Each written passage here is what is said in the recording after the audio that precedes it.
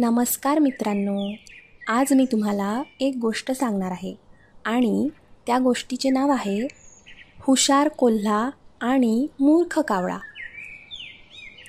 एकदा एक शेतकरी शेतामध्ये दुपारच्या वेळी झाडाखाली बसून जेवण करत असतो. तिथे त्याच्याबरोबर त्याची पत्नी आणि त्याचा लहान मुलगा जेवण करत असतो. त्या झाडावर तिथेच भुकेजलेला कावळा बसलेला असतो. त्याला खूप भूक लागलेली असते.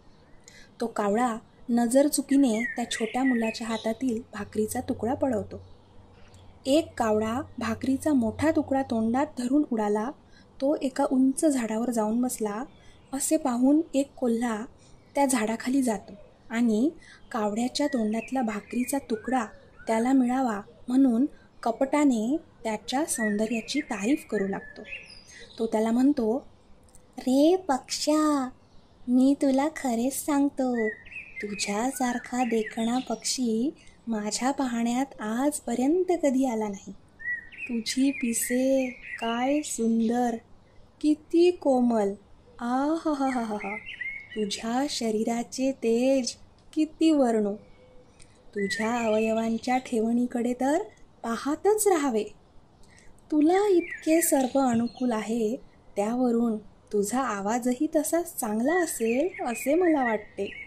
तो जर खरोखरच गोड असेल तर मग तुझी बरोबरी कोण करणार आहे?"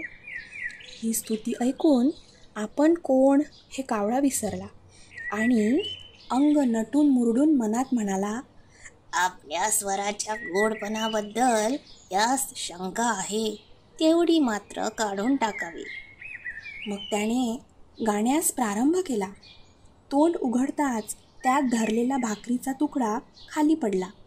तो घेऊन कोल्हा त्याच्या मूर्खपणास हसत हसत चालता झाला.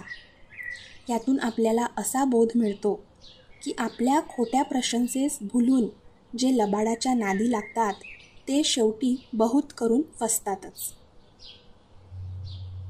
अशाच नवनवीन गोष्टी ऐकण्यासाठी या चॅनेलला शेअर करा, सबस्क्राईब करा आणि लाईक करा. धन्यवाद.